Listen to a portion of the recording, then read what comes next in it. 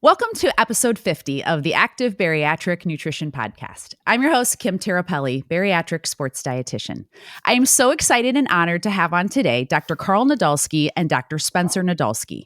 Dr. Karl Nadolsky is a clinical endocrinologist and chief of the Endocrinology, Obesity, and Diabetes Department for Holland Hospital in Holland, Michigan.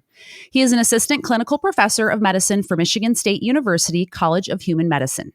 He holds board certification in internal medicine, diabetes, endocrinology and metabolism, and obesity medicine.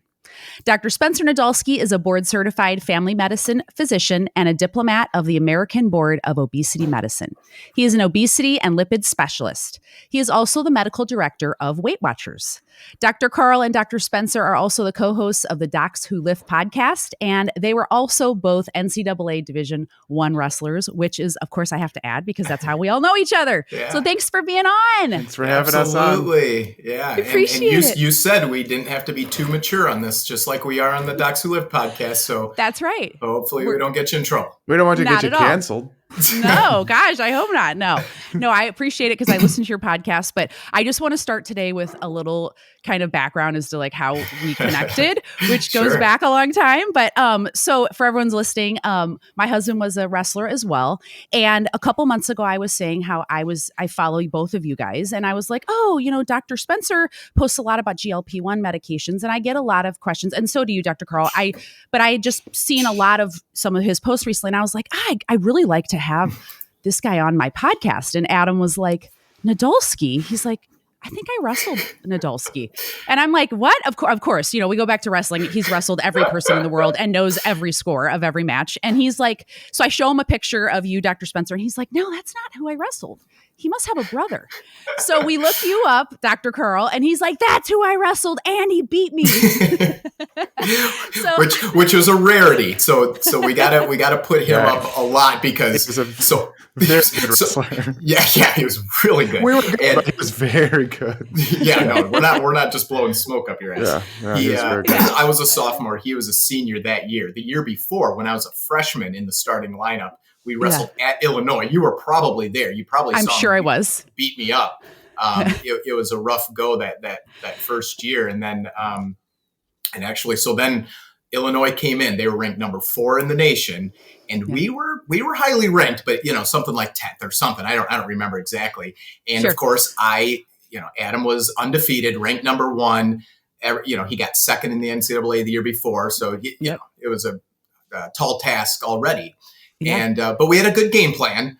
Someday, if I get to talk to him in person again, I'll tell him all about it because I know how this goes from the times where I've been upset in my life. And it was an amazing match. I was able to be disciplined for the one thing that I knew I had to do to avoid some of his really good technical expertise that he was very good in. And I got my takedown. And won, and that propelled us to get our upset victory as a team. So it really, to his,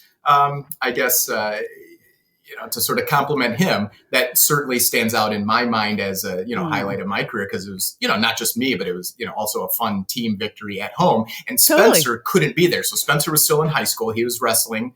And I think you must have been a junior, right, Spencer? Because that was the year you ended up going to win the state championship.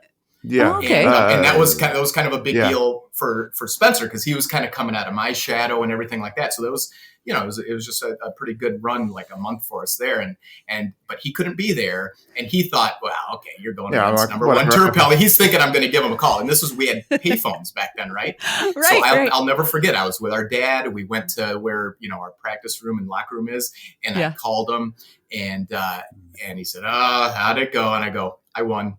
And he goes, no, you didn't. I go, no, did you win? I go, did you win? Because I almost sarcastically. Yeah, it was for sarcasm. And he was like, yep. I was like, shut up.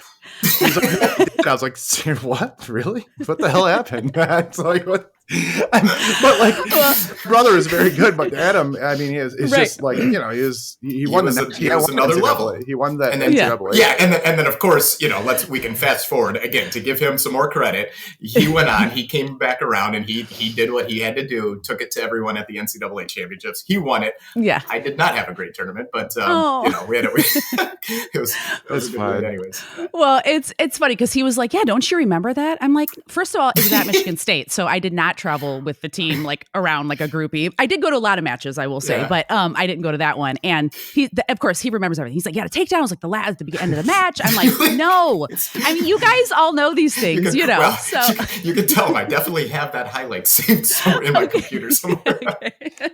Well, we'll have to pull it up because my boys will. I've got boys that wrestle, So, anyways, so awesome. Well, that's a little background as to how we all know each other. So, but again, I appreciate your time, and I just wanted to start off, if you guys don't mind, just sharing a little bit about why you got into obesity medicine, and maybe kind of talk a little bit about your specialty areas. Yeah. So I guess I'll go, since I went first, literally, with Spencer. So yeah, we both were at Michigan State for a while. Wrestling. Spencer actually went to play football when I was a fifth year senior, and then transitioned to wrestling. Had to do with coaching changes and position stuff, etc. And and then we had the plan to go to medical school. My mom's younger sister is a cardiologist, and we went and visited her, and we were talking about our passion for not only sports, which she was also into, so she understood that, but also science. Our dad was a science teacher. Mom was an elementary teacher. And, we're trying to put it all together. And we were talking about, nutrition and sports science. And we were talking about insulin. And she said, boy, first of all, you guys should definitely go to med school. And then at some point later, she said something about you should really go into endocrinology. Right. And I was like, what the heck is that? And then I realized it was hormones. And of course, as guys, we think hormones, testosterone, all that stuff. So it's like, that's interesting. So then when I paid attention in med school, that specific month of the specialty, when we're just learning about it, it's definitely different than a lot of other medical specialties and pathophysiologies and all that stuff. But it did make sense to me, just kind of dumb luck, right? That stuff did make sense to me beyond just the obesity, diabetes, that kind of thing. And so ultimately I went to internal medicine residency in the Navy, had a good training program there. I definitely was good at, endocrine cardiology type stuff. So all of my mentors there really kind of pushed me in that direction, and ultimately, got certified in obesity medicine, and then went to endocrinology fellowship at Walter Reed. But throughout all that time, then Spencer was in med school, and we were really just developing all these interests together. Yeah. Right, I love that. Yeah. I mean, our aunt basically said you should go be an orthopedic surgeon. I was a heavyweight. So, that's right. Yeah. Adam and my brother were 149 pounders. I was a heavyweight, a lighter heavyweight, but I tried to gain, I was like, at my biggest, like 260 something. Yeah. But like, Adam and I definitely looked more muscular, but Spencer's a lot taller. So anyway, I don't know. I had abs. I had blurry abs as a heavyweight. No, you were a big, strong heavyweight. Absolutely. Biceps. Absolutely. So they said I should be an orthopedic surgeon. A big meathead. Yeah, I could go break some bones, and that's what it's kind of a stereotype of ortho. It's, in fact, if you look at like some of these like medical memes, they have like archetypes, stereotypes of the different medical specialties. And ortho, it's like these big jock guys that just like give them Ancef. It's a type of antibiotics. The only thing they know. They don't know anything about EKGs. They know how to break bones and put them back together. That's kind of the thing. In fact, I don't know if one of Adam's old teammates remember, was it Lockhart? John Lockhart. Is he an orthopedic surgeon? Yes, now? he is. Oh, yes, wow. he is. What our a heavyweight. small world. Oh my God. Isn't it? I thought I remember seeing that. He was also very good, by the way. Good. Yes, very good national champion the same year as Adam. Yeah. They were a hell of a team. They were pretty that was good. A good team. They were pretty good. But so it's like, it's a stereotype. The big heavyweight, got to go do orthopedic surgery if you're a smart guy. So anyway, I actually went, I transferred to UNC, Chapel Hill. It's a long story. We don't have to get into it here. It had nothing to do with anything other than I thought I was Bo Jackson. I wanted to play two different sports. Well, and Nick Saban. It's all his fault. Yeah. So anyway, it was a whole thing where I wanted to go to medical school in North Carolina. I needed in-state residency. I was going to play football and wrestling, and it was very tough to do both. So I ended up just picking one, which was wrestling. But I remember shadowing the orthopedic surgeon for one day because the coach was like, go shadow this guy. I know him. He's a big wrestling fan and wrestled at I can't remember where exactly. It might have been Notre Dame. They don't have a program anymore. But yeah. And I remember in one like day going, I know I want to be a doctor, but that's not the type of doctor. It was just like, I don't know. I just didn't. Not your thing. It was not my thing. Yeah. And I really was interested in, sports nutrition and, sports medicine and all that type of thing. But it was like, I didn't really care about getting other people's, like, I was very strong. I could bench press and squat a lot. And I didn't care about getting other people's bench and squat higher. I just wanted people to have a fraction of my obsession for this to improve their chronic disease or prevent it type of thing. It was much more fulfilling to see people go from nothing just to something and see them put their type 2 diabetes into remission. And all of a sudden, like a patient told me the other day, like they finally felt good walking around Disney World with their grandkids. And it's like, here I am trying to bench press, trying a 40-yard dash, get a tenth of a second off a 40-yard dash. And it's like, this person just changed their entire trajectory of their life. And that felt fulfilling. And I really loved endocrinology as well. Yeah. But late in medical school, I was convinced to do what's called family medicine. It's very broad, and to actually like it's to be able to take care of kids and the parents and just the whole family before they go into the more chronic disease state and have to see the specialist type of thing. Right. So that's why I did that, and then I further specialized in obesity and lipid metabolism, lipidology it's called. But like that's the gist, is that like it's really fulfilling to help people just get a fraction of that nutrition and exercise and change their quality of life. Yeah. It was a lot of our interests that was like, so how could we use our interests and experience to help people totally in a meaningful ways? And that's yada, yada, yada, docs who live. Yeah. That's kind of the thing. Yeah. And that's kind of what drew me, honestly, besides just, I want to learn more about the GLP-1s and that kind of thing, which are, a lot of my clientele are, more interested in learning about as well, I was a dietitian that also I was the team dietitian at a Division I university here, Fresno State. So I did sports nutrition, really cool. And then was doing bariatric nutrition in a surgical center here. And my area was so kind of weirdly connected that it was like, well, why would you be connecting sports nutrition and bariatric nutrition? And it's because a lot of folks have bariatric surgery and then they have all these amazing, cool goals because they've changed their life, literally. Yeah. And all of a sudden there was like, it combined like my two areas, because it was like, oh, well, how am I supposed to eat now? I'm trying to lift. I'm trying to run a marathon, and I'm supposed to be on 800 calories a day. What can I do? And so it really drew me. What you both I love is that you really are big proponents too of resistance training and eating properly, and the nutrition and the lifestyle component of all of this as well. And that's why when I saw both of you, I was like, I have to have them on the podcast. So anyways, that's kind of how I was drawn to both of you as well. But that brings me to my first question. I wanted to ask you guys, if you don't mind, just for my audience who maybe is just starting to learn a little bit about the GLP-1 medications, can you just tell us a little bit about, what do they do in the body? How do they act in the body? How do they help with weight loss? How do they, help with improvements in other chronic diseases like type 2 diabetes, cardiovascular disease, et cetera? Yeah. Do you want to go first? The very brief of it is that GLP-1, glucagon-like peptide 1, natural hormone that comes from our intestines. It's broken down very quickly, though. It has an effect on how our stomach empties food into the intestines. It also has an effect on the pancreas. It augments our pancreas's ability to make more insulin, secrete more insulin. And it also has an effect in the brain on appetite. Mm-hmm. And so the problem with it then is, like, people always talk about, let's increase our own GLP-1 then by certain supplements, foods, and whatever. It's broken down so quickly that it doesn't have much of an effect. I always say it's like peeing in the ocean. Versus the way that they engineered these new medicines is that they found ways to make them so they're not broken down so quickly.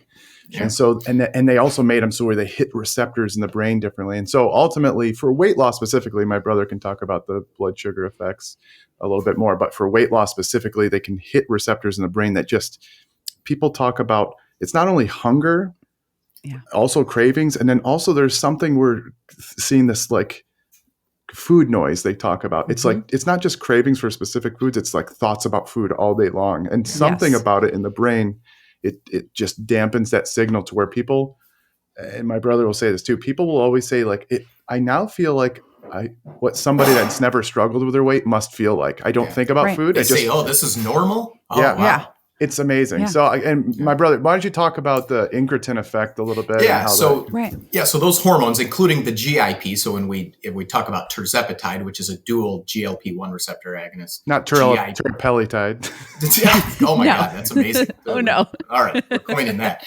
And then, so both of them, have this concept, and it actually goes back to if you give somebody, even if they have like type 2 diabetes or whatever, if you give them IV glucose, sugar, straight to their blood, you would think that would trigger all the things it needs to increase insulin, but it doesn't do it as well as oral glucose, basically. And that has to do with the, hitting those intestine areas and signaling the release of these peptides naturally.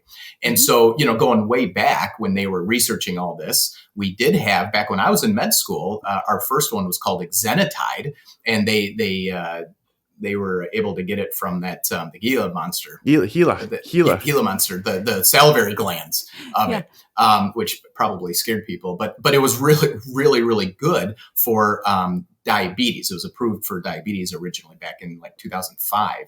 And so I was a med student, and it was like the new big thing, and people were losing weight. So it did have, a little bit relative to now. But then the other things that were developed were these things called DPP-4 inhibitors. DPP-4, that's the enzyme that breaks down our own natural GLP, GIP, et cetera, that Spencer was talking about. And so they help they really are just very modest. They were expensive, of course, but they helped keep our own natural GLP-1 around a little bit longer. And they did have some glycemic benefits, just not a lot beyond that, because they weren't as potent as these, with the exenatide one was twice a day initially. Then they developed a weekly version of it. And then there was liraglutide, which was approved for type 2 diabetes initially. And that was a daily shot. And then at a higher dose for obesity several years ago, before getting the weekly versions that really have kind of taken the world of medicine by storm to some degree, the semaglutide and now tirzepatide, the dual agonist. And there's more in the pipeline. Agonists, antagonists, it almost gets confusing even to us. Like, how the heck, a lot of people are like, how do they work if one agonizes and then the other antagonizes? How can they both work? But it's kind of interesting. The very gist of it, though, these aren't fat burners yet. There are some potentially coming out in the future that have some of this increasing your metabolism type of thing. But these are what we call centrally acting. They work up in the brain. They help reduce energy intake, calorie intake, basically, and make people feel like, oh wow, I don't have to have, like, I crave that donut. I want to eat an extra serving. And now they go, no, I don't have to have it. It's really weird. Right. It's cool, but it's like, people are like, wow, I now have almost like choice where an agency where they're like, now I don't feel like I have to have that. Yeah. Right. I always tell people, we talk about the front part of their brain has the executive function, right? A lot of times they know what to do. Yeah. A lot of times it's not a secret. We have to educate a lot of people, but for the most part, people know they need to eat more vegetables, lower the processed carbs, not eat a lot of heavy fatty foods, reduce restaurant food. But we live in such an environment where we have such hyper palatable, high energy dense, nutrient sparse foods that are just all around us. So Cheetos. All the other parts of the brain, that food noise, the cravings, the lack of satiety, they just they override that front part of the brain. And when we describe that to patients, they go, yeah. And then they get on these medicines, and now nothing's perfect, right? So even these great medications, they are not 100% perfect, 100% effective. Right. There are some with very, very severe genetic disorders that even these don't really work as well. But on the most part, they do really, really well for those symptoms. Yeah. And because I get, a lot of my folks will say, I've had some weight regain after bariatric surgery, which, also has a metabolic component too. And, what I have found with a lot of my clients that are starting these too is it really helps them to kind of go back to what they felt like initially after bariatric surgery too, which is that quieting of the food noise, which I want to definitely talk to you guys about. But it just helps with, of course, reducing appetite, better blood sugar response. I mean, it's almost like they feel like it's just a whole nother tool and a whole nother layer that they can use. And I'm a big proponent of like using all the tools, help that can help you, because the disease of obesity is a lifelong chronic disease, and we need as many tools as we can, have at our discretion. So do you feel like in the research that's been out there, have you seen anything that has been studied on bariatric patients with these medications? Absolutely. Yeah. There aren't a ton of randomized trials. Liraglutide that's the one. Liraglutide was the first one, had some trials, and there are a lot of observational data, like retrospective analysis, which is fine. And some randomized controlled trials.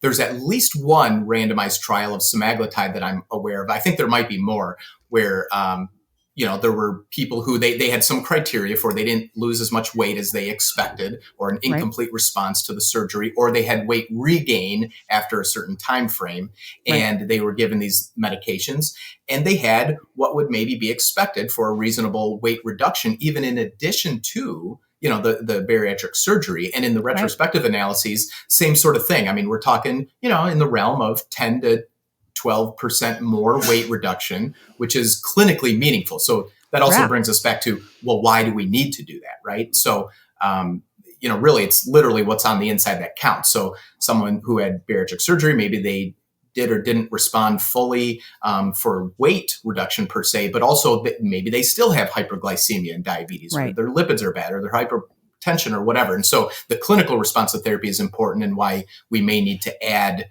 more intensive therapy like these even after bariatric surgery. Yeah. We have, at the time, it was, I don't know, tens of thousands of patients. I don't know what it is now, but we had about 10% of the patients had some form of bariatric surgery, whether that's a vertical sleeve gastrectomy, or Roux-en-Y gastric bypass. And there's some of the newer ones, although most of the people that came in had a vertical sleeve, a VSG, the sleeve surgery. And I love interviewing them, because I'm like, okay, so tell me how your weight history. And then they got to their nadir, their low point of their weight.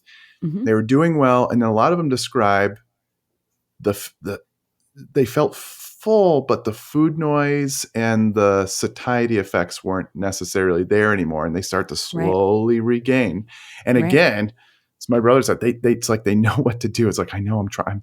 I know I need to eat some more protein. I know I need to pound the veggies and these filling, nutrient dense foods, and it was like slowly coming, and they could feel it coming back. And they said, they start the medicine, and it's like, oh, it feels like I did right after I had the surgery, and almost a stronger satiety effect. The surgery helps more with the fullness, like feeling your belly full, but the medicine works up in the brain to where it's totally that satiety effect. So kind of interesting. And I think we're going to see a lot more. We're going to release probably publish data on our population, but like you said, all the tools, they're just different tools. Awesome. Bariatric surgery is the most powerful thing we have right now. Some of these medicines that are coming down the pipeline are pretty ridiculous, to where I don't know what's going to happen in the next 10, 20 years. Yeah. But very good exciting for, the diabetes stuff. So not everyone who gets surgery goes into remission of their type 2 diabetes, which is certainly the goal. And so, these therapies are absolutely appropriate and indicated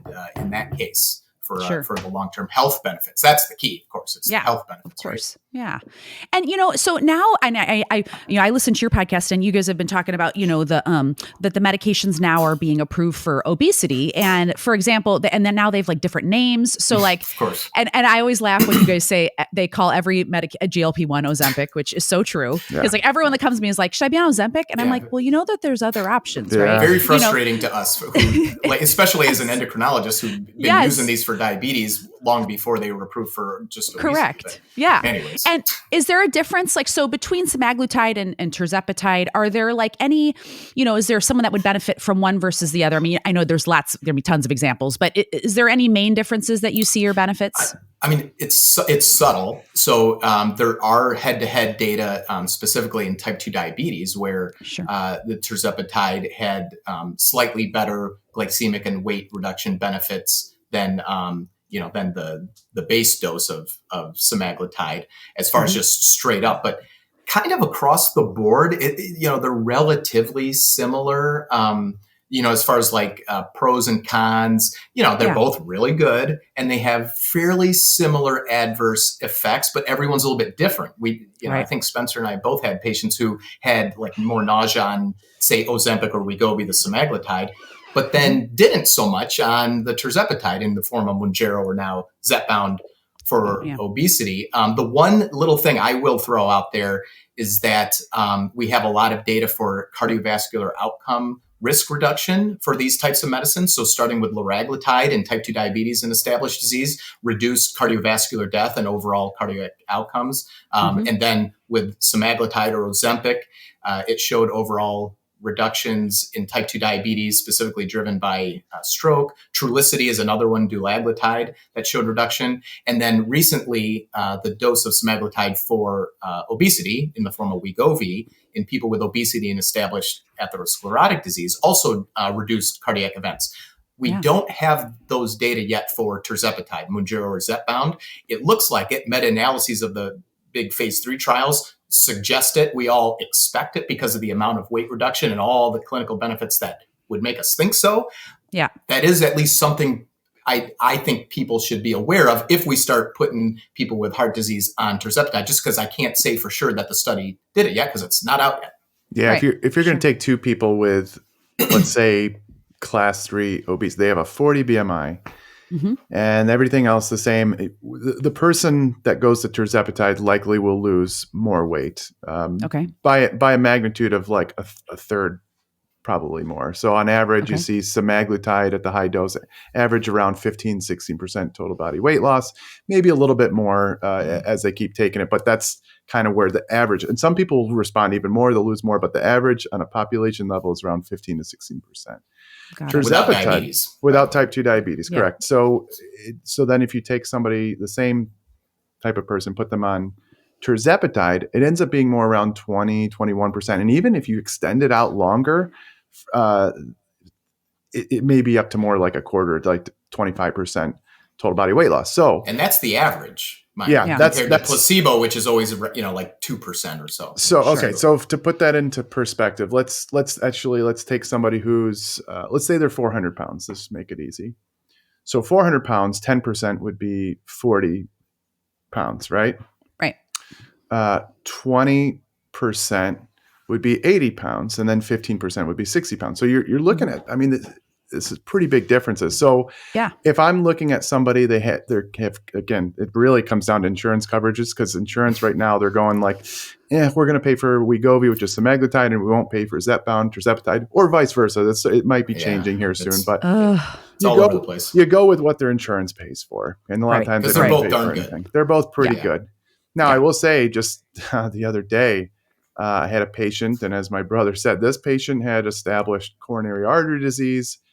And if I'm going with what we know about randomized controlled trials, I'm going to put that person on semaglutide just simply because I know that there's a reduced risk of another heart attack or a heart attack from this person. So, but if you're going straight for weight loss and glycemic effects, tirzepatide is going to be better. But if you're like some other little nuanced things, cardiovascular disease. Cost coverage, cardiovascular stuff. But we know from all the cumulative data that we have, you start getting over 10-15% weight reduction. That is where we see the cardiovascular benefits of weight reduction. Right. So again, I definitely have plenty of patients who have heart disease, diabetes, and they're on, say, Ozempic or Wegovy, and we have more clinical benefit that we feel like we need to achieve through weight reduction, and they have. I've talked to them about, well, this is what we know. This is what we kind of think. And they said, I want to try switching. And that's okay. And I think, Spencer and I both talked about that. We feel comfortable with that oftentimes. But, as long as the patients are informed, I think it's important. Yeah. And the medications, so just so people know kind of how they're taken, daily versus weekly, injection versus, oral, what are their options right now? And also then the course of treatment too, the duration. So the ones we're talking about are basically weekly subcutaneous shots. But like I said, exenatide was first a twice daily subcutaneous shot. And again, it was amazing, and it's way better than basically anything else. And then liraglutide in the form of Victoza and then Saxenda is a daily subcutaneous shot. And it's actually going to be generic, like I thought it was coming out really soon, generically. Soon. But that is going to be a little bit of a game changer financially, to be honest, because it's a good medication, just not as robust weight reduction and glycemic benefits as these weekly ones. And then there was Trulicity, dulaglutide, which is a subcutaneous weekly shot. And then Ozempic, Wegovy, Mounjaro, Zepbound, which are subcutaneous weekly shots. There were some other ones that subcutaneous, for anybody who knows, it goes right on your skin. These needles are teeny, teeny, teeny, tiny, and everybody gets scared. Like, I'm scared of a shot. I'm like, oh my gosh, it's like you wouldn't even feel it. And it's a little pen. You just kind of click, and then you wait for it to be done. There is a pill, a form of semaglutide. Now, just for anybody listening, I don't know if you care about the biochemistry and all this the physiology, but like peptides get broken down in gastric acid. So like you like eating protein. Yeah, you wouldn't be able to absorb these peptides if you just kind of swallowed the semaglutide. Usually, it would break up. You wouldn't absorb any. So they formulated this special pill that has a special little. It's actually really interesting. They figured this out, but if they found a way to change the pH of your stomach in a very specific section where it gets to, for it to be absorbed. You have to take it on an empty stomach with very tiny little bit of water. You can't eat for 30 minutes. You can't take other medicines. And that one's called Ribelsis. It's only made for type 2 diabetes right now. Likely, they just submitted it for a much higher dose of it. It goes up to 14 milligrams right now. They studied it up to 50. And that might be approved this year sometime. They submitted it to the FDA. I don't know. They might get approved. There is another one in the pipeline, the orforglipron.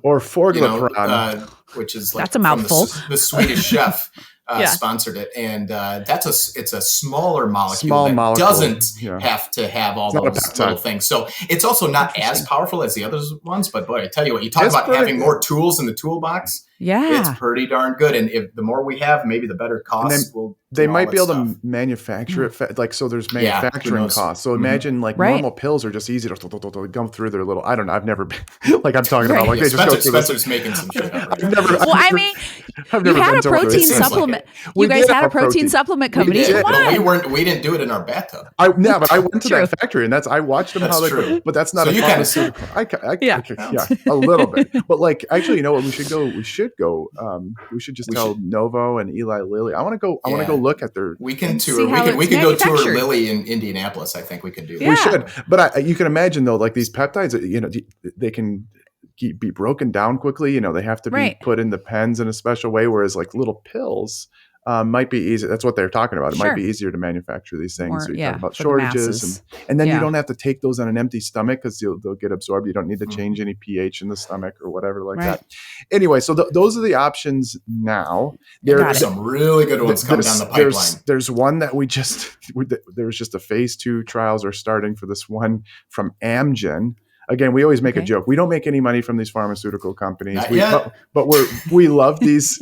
We love these companies because there's one from Amgen, and they're talking about like instead of weekly, it's going to be much longer intervals to when you even inject this stuff, which could be cost effective too. When you start thinking about all the costs of these things. But the retatride, Spencer, which we talked about in the Docs Who Lift, that's also a Lilly product. It's a triple agonist. It has the glucagon. Yeah, that one still will be weekly, I believe. It's a weekly one, but it's talk about efficacy. It's like.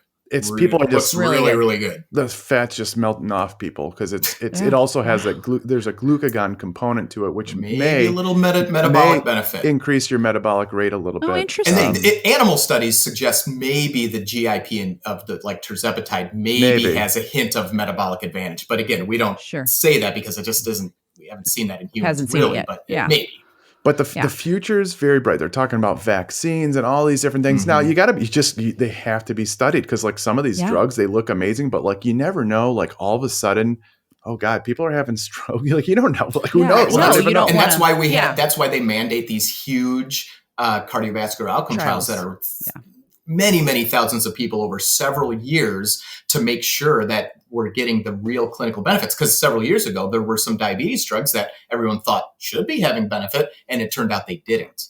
And now that's why, so we're also not only making sure they're safe, but now we're learning some of the great benefits. And this goes to other meds too. It's actually a really good thing. So, and this is, of course, the naysayers are like, well, remember this drug and remember this drug? Yeah, we do. And that's why they've put some of these things in place. So now nothing's perfect. No. I'm sure there could be things that come out of the woodwork, but I will say these drugs have been out since, as my brother is in med school in 2005 is when the first one came out. So we have lots of years looking at these. It's just as they add these new little components, you just got to be a little bit careful because you just never know. Yeah, they're not for not everyone should just be taking drugs like some people like to do. So, or they think that people are doing. Some people are doing it. Some people think that we're all just doing it. No, we weigh the pros and the cons, the risk benefits, 100%. and consider and think about, well, okay, we think we're going to get benefits and minimal risk. The more risk the person has from their disease process, the more benefit they're going to get and the lower the risk ratio, right? So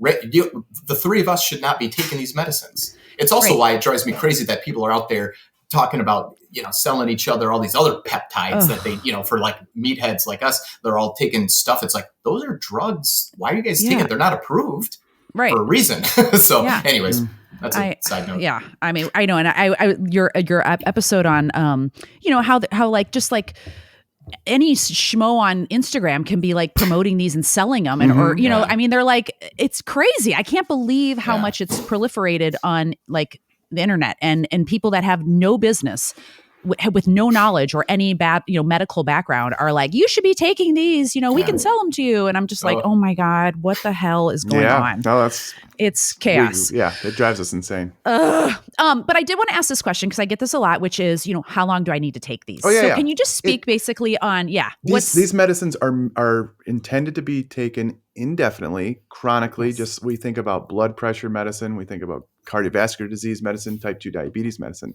Having said that, there are people in two camps, and my brother and I are in these forums, and we laugh at a lot of people's responses because people are like, obesity is a chronic disease. You take this forever. And it's like, well, okay.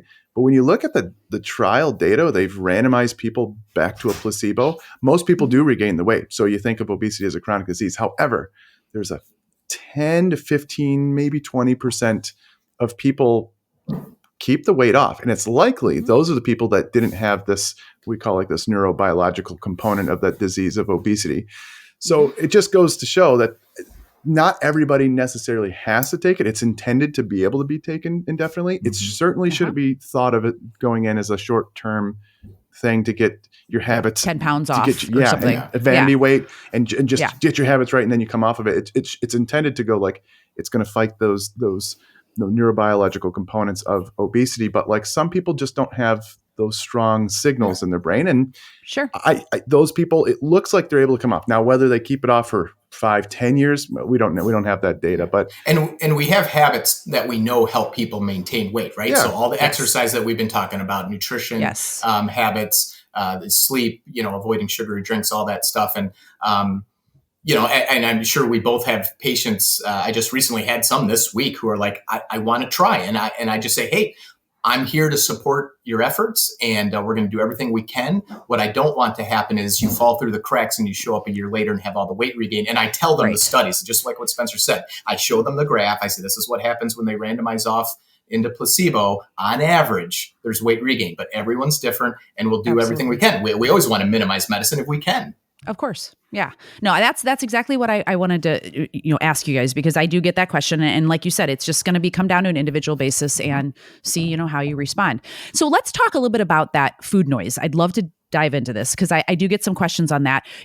What are you seeing with these medications? And maybe just talk a little bit about what is this food noise that that you're mentioning. Yeah. So it's different. And it took a while for it's all coming to light now because of these medicines. The concept has been around for a while because of eating disorders and this kind of constant thoughts about food, constant intrusive thoughts about food that really affect your quality of life. And that's the gist of the definition. And there's cue reactivity, and some of this is thought to be evolutionary because we need to be food seeking, but some people get this pathological level of it. And again, I don't want to say like, this is definitely this and that, but like the patients describe these things all very similarly. And I've interviewed, hundreds, if not thousands of people, especially on my Instagram. You probably saw my stories asking, can you define it? I'd get these definitions, and these people aren't talking to each other. They're all kind of describing the same kind of thing. So think about hunger, and everybody knows hunger. It's like, my brother's hungry every 2 hours, and he'll get really mad if he doesn't have his I get hangry. piece of, like ghrelin from my stomach. Yep. I get mad too. I get hangry and whatever. But like everybody can feel that. You get real irritable, and you can feel it in your stomach. Cravings are different. You can be kind of full at night. And like I always get these it's a salty, starchy kind of craving at every single night, and it's specific. Food noise is different, and this is what they say. It's just not specific. It doesn't have to be anything desserty or anything like I'm talking about, chips like Pringles or whatever. It's just thoughts about food. When are you going to eat next? Like what? I want to make sure I get to eat. Very anxious around food, like about food, and it's really interesting because what happens then? They take these medicines, and that's the thing they notice most. Like, yeah, sure, they have. It's more satiety they have. They're not hungry. They're not craving things, but it's the thoughts. And that's why they're saying they have less anxiety now. And it's amazing to me because it's like, whereas these other drugs in the past, we've had older drugs and they help with satiety and cravings and hunger. But the food noise is what people are like, oh my gosh, I'm not even thinking about it. It's almost like we're treating a mental health aspect to it in some ways. Yeah.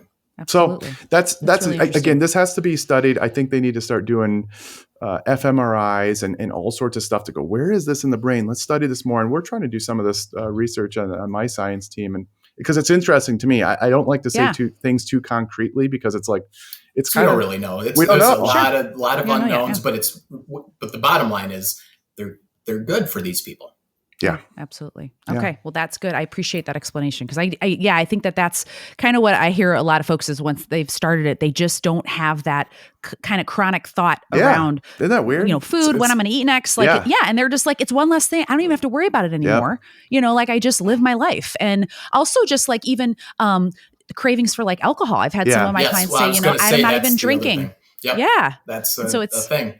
A lot of these same neuroendocrine things up in the brain, you'll notice there's overlap between a lot of the different medications too, for alcohol, smoking, other drugs and food. There's something to that. Something cool. Very interesting stuff. Okay. So, and then just something that we're all kind of in the same arena in, which is I'm a big proponent of when I have my folks that I work with, have had bariatric surgery. And of course, through that rapid weight loss phase initially, they do often lose muscle mass. And so something that all three of us are kind of in a big agreement, which is resistance training and the importance of that and improving your diet. Can you talk a little bit about, there have been some stories out there and people that I know you guys are in super agreement with that have said that these medications can lead to muscle wasting or muscle loss. And I don't know that that's necessarily true across the board. Can you just speak on that a little bit? I'll just say the gist of it is that there's nothing specifically about the GLP-1 agonism that should be causing specific muscle catabolism. What likely is going on is that we're now seeing people lose huge amounts of weight very quickly, and people just aren't used to that. And so when you look at some of the subset data, when you look at people losing weight, whether it's diet, exercise, even bariatric surgery, you're going to lose some amount of mostly fat, and then there's some amount of lean body mass loss, and there's a mixture of it. And you usually see around 20 to 25% lean body mass loss. In a subset of the semaglutide trial, step 1, and also actually one of the Ozempic ones, it looked like there was a signal for slightly higher than what would be expected lean body mass loss. But when you look at the tirzepatide trials, it looks right about where you'd expect. We don't know. We've had body composition experts. It's being studied right now. We don't know if it's actually muscle because lean body mass on a DEXA scan could look like fluid. You can't tell what it is. Right. What I will say is my patients, I've never seen the signal in it. My patients, if selection bias, we're docs who lift. We focus on lifting. We focus on protein. I've never seen it. Even if there was one patient or one, not patient, as a follower, had a slightly higher than what I expect. And they're like, I don't get it. I'm deadlifting, getting PRs. I'm doing pull-ups now. They're getting stronger. And I'm just like, functionally, I don't really care as long as they're improving. So, well, and here are the data, right? So despite that signal of a little bit more increased lean mass loss, and they were not probably doing resistance training like we want people to do. And we know that that is the key to preserving muscle mass. And then we can, get into protein. But despite that, they had improved glucose metabolism, improved lipids, improved blood pressure, and now we know improved cardiovascular outcomes, whether they have obesity, heart disease, or diabetes with a high risk of heart disease. And importantly, like Spencer just said, in the data, improved physical function. And oftentimes that includes strength and all that stuff. So it's like, even if they did lose muscle mass, which we don't want anybody to lose muscle mass, they had all the health benefits. So the fact that there's this one person, I don't know if we're allowed to do the Peter Attia scaremonger or the hater podcast on hers, but there's no reason to scare people away who should benefit from these. Should we take the medicines? No. Yeah. But should the people with the highest risk? Yes. And they should weight train, and we'll make sure they get the protein. Yeah. Because that's one of the biggest things that we talk about on my podcast, which is the importance of enhancing body composition after bariatric surgery. When you go through the rapid weight loss phase, we want to then, start trying to change body composition, meaning enhance, lean muscle mass if possible through, and of course I focus on the nutrition area. And I want to talk to you guys about that right now, which is, let's talk a little bit about protein and that kind of thing. So when folks are on these medications and we want to preserve muscle tissue or minimize muscle loss if possible through that when they were losing weight, what do you recommend to your patients in terms of nutrition? What do you generally tell them? 1 to 1.2 grams per kilogram. If you can get higher than that, fine. But that's where this needs to be studied too. It just straight up needs to be studied. We had a good podcast episode with Stuart Phillips, who's a renowned protein guy a couple months ago. And it was really good. And it depends on the person, if they're, how much weight they need to lose, what's going on, are they weight training, all the things. So, but that's about it. Yeah. Maybe a little bit higher if we're really cutting calories. And what about like fluids and because I do have some folks that say when they're on the medication, they either had constipation or they've had some diarrhea. I tell them to, make sure they're staying hydrated throughout when they're taking these medications as well. Yeah, we focus on hydration. Try to get as much water as you can. Some people just forget to drink. Right. Yeah. Because they're not we all overall reduced intake. Yeah. And quality of nutrition too, not just cutting calories and getting poor nutrition. We want, nutrient dense, high fiber, vegetables, beans, legumes, fruit for our carb sources, just like we would tell pretty much kind of anybody. And, and that's good for their, for life anyways. Yeah, absolutely. And how many days a week do you guys generally recommend to your patients to try to resistance train? At least 2. I mean, if you can get 1, if you can't get anything, get 1. If you can at least get 2, then 3. Yeah. Maybe 4. I was about to say mandated twice a day, but not But exactly. Each muscle group should probably, it'd be an ideal goal to get twice a week for each muscle group, ideally, if we can. Perfect. Okay, good. Okay. Is there anything else that I missed that you get questions on GLP-1s? You think? I think we hit it all. I feel like we covered it very well. Yeah. Okay, good. I wanted to make sure we got all of it covered because, like I said, I just get a lot of questions on it and just want to, again, and the people that listen to this, it's kind of it's a newer tool that they can use as an adjunct therapy to bariatric surgery. I guess I will say other safety aspects. Sure. The pancreatitis signal doesn't look to be concerning in all the meta-analyses. Pancreatic cancer doesn't look to be concerning. A hint of a risk of gallbladder disease looks to be the one thing that actually is a real thing. And that should be have some awareness, but otherwise pretty darn safe from what we can tell too. Yeah. So just basically reach out to their primary cares if this is something that they want to learn more about and go for it from there. Yeah. Cool. Okay. Well, so can you tell everyone a little bit more about where they can follow you guys? Maybe talk about your podcast a little bit. Podcast. You can follow us on Instagram, Dr. Nadolsky, and then Dr. Karl Nadolsky. I took the Dr. Nadolsky.